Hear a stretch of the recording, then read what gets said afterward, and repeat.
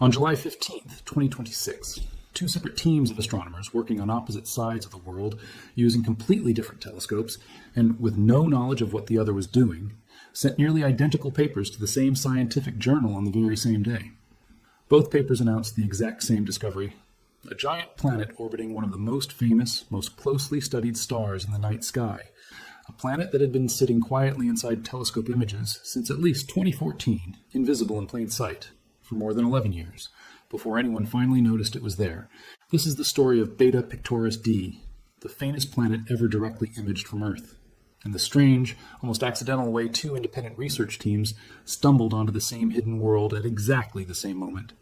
To understand why this discovery is such a big deal, you first need to understand just how much attention the Beta Pictoris system has already received from astronomers long before this planet was ever found.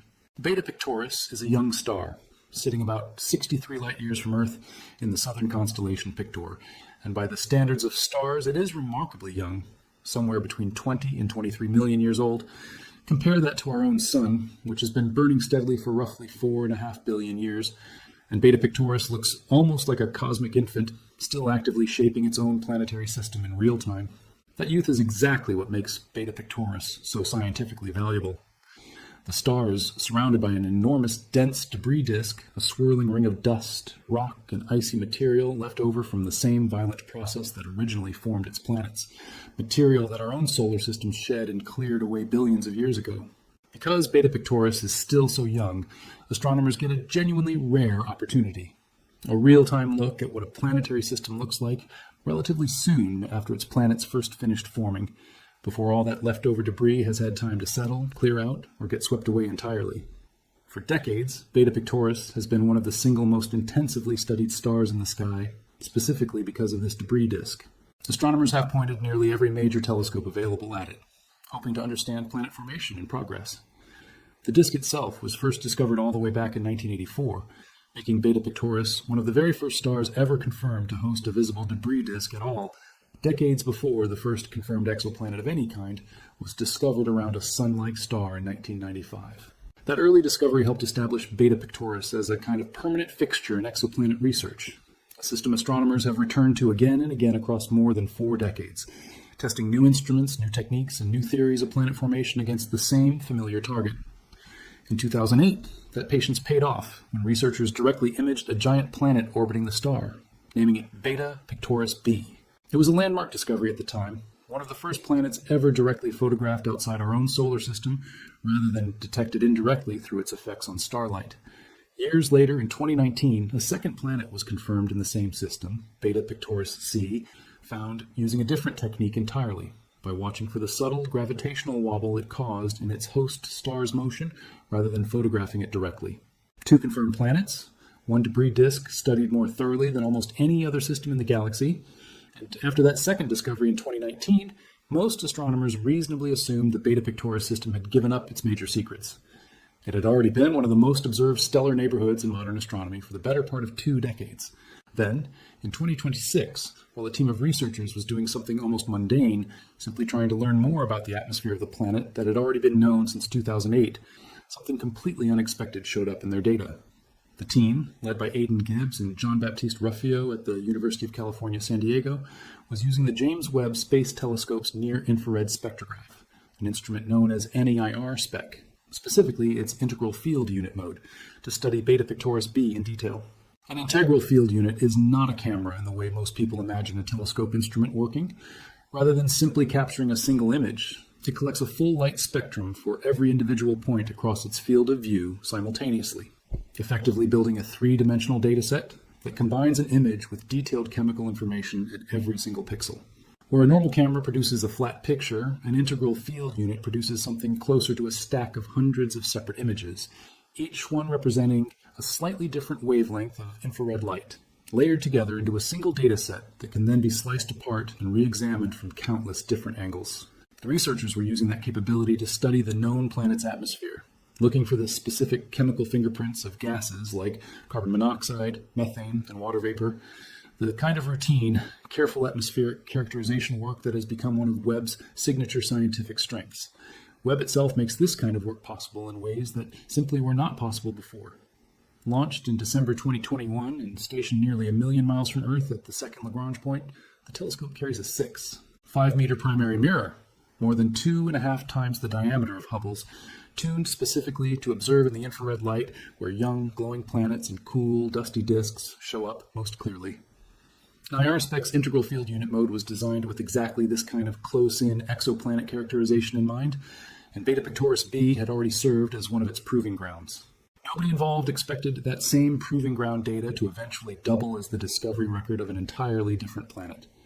That sheer volume and complexity of data is part of why a second planet could realistically hide inside it for so long, even under close scrutiny. An integral field unit observation does not produce one simple picture that a researcher can glance at and immediately recognize as containing an extra object. It produces an enormous layered data set that has to be processed, filtered, and analyzed using specialized software before any individual signal, buried among thousands of others, becomes visible at all. Unless a researcher happens to be looking in precisely the right place, using precisely the right analysis technique, a genuine planetary signal can sit completely unnoticed inside data that has technically already been collected and reviewed. While combing through that data, the team noticed something that did not belong. As Aidan Gibbs later described it, they were not looking for a new planet at all. They were trying to understand one they already knew existed. And then, sitting in the data exactly where nobody expected anything to be, a telltale signal appeared. That signal turned out to be a set of carbon monoxide absorption lines, a specific chemical fingerprint researchers use to identify the presence of a planet's atmosphere, showing up at a location in the data completely separate from Beta Pictoris b. In other words, buried inside data collected to study one already known planet, the team had stumbled onto direct spectroscopic evidence of a second, previously unknown object. Jean-Baptiste Ruffiot, one of the co-leads on the discovery, has spent years developing a healthy professional skepticism about exactly this kind of moment. Bright, unexpected blobs and signals show up in astronomical data all the time, and the overwhelming majority of them turn out to be nothing. Background stars that happen to align with that telescope's field of view, instrumental artifacts, noise, or some other mundane explanation entirely unrelated to any real planet.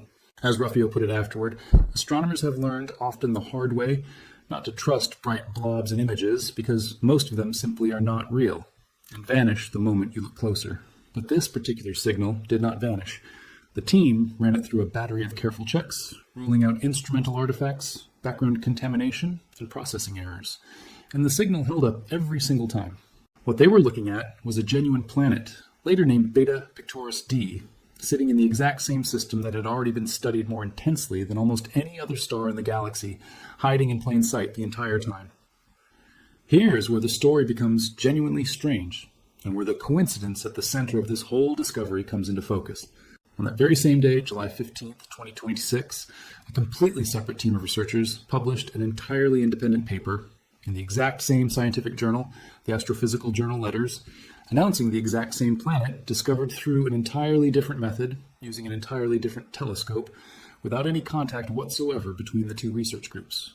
That second team was led by Ben Sutcliffe and included researchers such as Matthew Bonsey and Beth Biller, largely based at the University of Edinburgh, working with the European Southern Observatory's Very Large Telescope in Chile, using an instrument called ERIS. ERIS, short for the Enhanced Resolution Imager and Spectrograph, is a relatively new addition to the VLT, commissioned in 2022 specifically to push ground-based adaptive optics imaging to sharper, more sensitive limits than its predecessors, Symphony and NACO, had allowed. Unlike the JWST team, which stumbled onto the planet indirectly through spectroscopy while studying something else entirely, the VLT team was engaged in exactly the kind of work Beta Pictoris has always attracted. Direct, deliberate high-contrast imaging, specifically designed to photograph faint planets sitting close to a much brighter host star. Their approach used a chronograph, a device that physically blocks out the overwhelming glare of the central star, allowing much fainter nearby objects to become visible in the resulting image, the traditional gold standard technique for directly imaging exoplanets. Using that method, the VLT team captured a clear, direct image of the same planet the JWST team had found through spectroscopy, and their analysis revealed something remarkable about just how difficult the discovery this genuinely was. Beta Pictoris d turned out to be roughly 100 times fainter than Beta Pictoris b, the well-known planet discovered back in 2008, making it, by a wide margin, the faintest planet ever directly imaged from Earth using ground-based telescopes. It ranks among the very lightest and most difficult exoplanets ever successfully photographed by any observatory anywhere. Once the VLT team knew specifically where and how to look, they did something that turned this discovery from a single new detection into something with far broader implications. They went back through archival data, years of previous observations, collected using earlier instruments, including the VLT's Sphere instrument and Webb's own NIRCam camera, observations that had already been sitting in public astronomical archives, available for any researcher to examine since as far back as 2014. And there, in data that had already been collected, processed, and set aside more than a decade earlier, they found it. Beta Pictoris d had been visible, faintly, in archival images the entire time. Nobody had recognized it as a planet because nobody had known to look for a third object in that specific location, at that specific brightness, using that specific analysis technique. As one of the researchers involved, Joanna Birkby, put it afterward, once the team finally knew where to look, it turned out the planet had been hiding in the data all along. 11 years, and some of the most carefully studied astronomical data available anywhere in the world, and Beta Pictoris d had simply never been noticed. According to the combined findings from both teams, Beta Pictoris d is a genuine gas giant, estimated at roughly twice the mass of Jupiter, orbiting its star at a distance comparable to where Neptune orbits the Sun in our own solar system. Interestingly, despite bearing the letter D, suggesting it might be the outermost or most recently identified world, Beta Pictoris d actually holds the widest orbit of the 3 confirmed planets in the system, sitting farther from its star than either Beta Pictoris b or Beta Pictoris c. Its designation reflects the order in which it was confirmed and formally named, not the order of its physical distance from the star. With this 3rd confirmed planet, Beta Pictoris now holds a genuinely rare distinction in modern astronomy. It becomes only the 2nd planetary system ever discovered, after a system called HR 8799, to have 3 or more planets directly imaged around a single star. HR 8799, confirmed back in 2008 and 2010, remains one of the most celebrated systems in exoplanet science, home to 4 separate directly imaged giant planets, all captured in a single, now famous set of images that helped launch an entire subfield of astronomy dedicated to photographing planets around other stars. Its 4 planets, named HR 8799b, C, D, and E, in the order they were discovered rather than by their distance from the star, orbit at distances ranging from roughly 15 to 70 times the distance between Earth and the Sun, a system so photogenic that its multi-planet portrait has appeared in astronomy textbooks and documentaries ever since. For 16 years, HR 8799 stood essentially alone as the only known system with more than 2 directly imaged worlds. Beta Pictoris, joining that exclusive list, is a significant moment for the field, not simply because of one additional planet, but because it suggests that systems with multiple directly imageable giant planets may be less rare than the small existing sample size had previously suggested. Direct imaging, capturing an actual photograph of a planet rather than inferring its presence indirectly through effects on starlight, remains one of the most difficult techniques in all of observational astronomy, since planets are extraordinarily faint compared to the stars they orbit. Finding even one directly imaged planet around a given star is a significant achievement. Finding 3, especially when one of them proved faint enough to require an entirely new detection method, places Beta Pictoris in genuinely rare company. To put that difficulty in perspective, a star like Beta Pictoris can be many hundreds of thousands, even millions of times brighter than a planet orbiting it, all while the 2 sit only a tiny fraction of a degree apart as seen from Earth. Astronomers sometimes compare the challenge to trying to photograph a firefly hovering a few inches from a lighthouse beam from miles away while the lighthouse is running at full power. Every trick used in direct imaging, coronagraphs, adaptive optics, and careful subtraction of the star's own light exists to shave away at the overwhelming contrast, just enough for something as faint as Beta Pictoris d to peek through. That new detection method is arguably the most important part of this entire story, and it reaches well beyond a single planet around a single star. Traditional direct imaging depends on physically blocking a star's overwhelming light using a coronagraph, then hoping any planet nearby is bright enough and far enough separated from the star in the resulting image to actually show up clearly. That method works well for planets like Beta Pictoris b, bright enough and far enough from their star's glare to stand out. It works far less reliably for fainter, more difficult targets, especially in systems like Beta Pictoris, where an enormous, dense debris disk can scatter and reflect starlight in ways that overwhelm or obscure a fainter planet's signal entirely. Spectroscopy offers a genuinely different approach.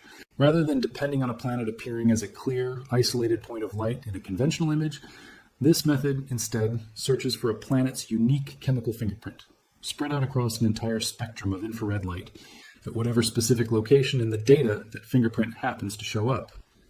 Even if a planet's actual light is heavily contaminated by dust scattering, background glare, or noise, its chemical signature can sometimes still be teased out and confirmed because it produces a distinctive pattern no other nearby source would be expected to create. That is precisely what allowed the JWST team to notice Beta Pictoris D in the first place, well before the VLT team's more traditional coronagraph imaging technique managed to directly photograph it. Researchers involved in this discovery have been notably direct about what it means for the broader search for exoplanets going forward. Beth Biller, one of the co-authors on the VLT paper, has pointed out that many of astronomy's most famous directly imaged planetary systems already contain multiple giant planets, and that additional lower-mass planets likely remain hidden within those same systems, waiting to be revealed by more sensitive instruments still to come, including the European Southern Observatory's upcoming extremely large telescope. That telescope, currently under construction in Chile's Atacama Desert with a primary mirror spanning 39 meters, roughly 6 times the diameter of any single VLT unit, is expected to see first light before the end of the decade, and researchers already count faint, hidden companions like Beta Pictoris D among its prime targets. In her own words, planets seem to have friends, and Beta Pictoris D's discovery suggests those hidden companions may be far more common than the current, incomplete catalog of directly imaged exoplanets would suggest. Valentin Christians, another co-author on the discovery, made a related point specifically about the value of old, already collected data. The fact that Beta Pictoris DT turned out to be recoverable from archival observations, in some cases collected more than a decade earlier using instruments that have since been upgraded or retired, suggests that a genuine number of similar hidden discoveries may already be sitting unnoticed inside existing astronomical archives around the world, waiting only for researchers to know precisely what pattern to search for. That detail carries a particular kind of significance worth sitting with for a moment. This was not a discovery that required a brand new telescope, a new space mission, or years of additional observing time. In a very real sense, the discovery already existed, sitting quietly in publicly available data for over a decade before 2 independent teams, working entirely apart from each other, each finally noticed it within the same handful of months, purely because they each happened to bring a new analytical approach to data that had simply never been examined quite that way before. There is something genuinely striking about the timing of these 2 independent announcements landing on the exact same day in the exact same journal, without either team knowing about the other's work in advance. It is the kind of coincidence that sounds almost too clean to be real, and yet it reflects something true about how modern astronomy actually operates. Multiple research groups around the world are constantly mining the same publicly available data sets, applying new techniques, new software, and new analytical approaches to data that has often been sitting untouched for years. When 2 entirely separate approaches converge on the exact same conclusion, using entirely different telescopes and entirely different methods, that convergence becomes some of the strongest possible evidence that the discovery is genuinely real, rather than an artifact of one particular instrument, one particular team, or one particular analysis choice. Beta Pictoris itself continues to serve as one of astronomy's most valuable natural laboratories precisely because of its youth. At only 20 to 23 million years old, its planets are still settling into their long-term orbits, its debris disk is still actively evolving, and the entire system offers researchers a genuine close-up window into what planetary systems generally look like relatively soon after their initial formation, a stage in a solar system's life that our own sun and its planets passed through more than 4 billion years ago, long before anything resembling careful scientific observation existed to record it. Every additional planet confirmed in the system adds another data point to models describing how giant planets form, migrate, and settle into their final orbital positions during a planetary system's early, chaotic youth. For now, Beta Pictoris D stands as a genuine milestone on 2 separate fronts at once. It is the faintest planet ever directly imaged from Earth, a technical achievement that pushes the boundaries of what ground-based telescopes can currently detect. And it is one of the first planets ever confirmed primarily through spectroscopic detection rather than traditional coronagraph imaging, a breakthrough in methodology that researchers expect to reveal many more hidden worlds in the years ahead, sitting quietly in data sets that in some cases may already be more than a decade old. Somewhere out there, 63 light years from Earth, A gas giant twice the mass of Jupiter continues its slow orbit around a young, restless star, doing exactly what it has been doing for millions of years, entirely unaware that it spent more than a decade hiding in plain sight inside humanity's own telescope archives, waiting for two separate teams of researchers, working independently and without any knowledge of each other, to finally notice it on the very same day. It is worth sitting for a moment with just how ordinary the actual moment of discovery turned out to be. There was no dramatic new telescope pointed at a mysterious, unexplored patch of sky. There was no late-night breakthrough moment captured on camera for a documentary. There was, instead, a researcher quietly reviewing routine spectroscopic data, expecting to learn a bit more about a planet that had already been known and studied for nearly 2 decades, and finding something else entirely sitting right there in the numbers instead. Multiply that kind of quiet, careful re-examination across the enormous volume of astronomical data already sitting in public archives around the world, collected by dozens of telescopes over multiple decades, and it becomes easier to understand why researchers like Valentin Christine's believe there are likely many more such discoveries still waiting patiently to be found, hidden not behind some impossible technical barrier, but simply behind the fact that nobody has yet thought to look at old data in exactly the right new way. If you want more real discoveries from the true edges of what our telescopes can actually see, subscribe and stay with us, because some of the most important planets we will ever find may already be sitting quietly in data we collected years ago, waiting for someone to finally notice them.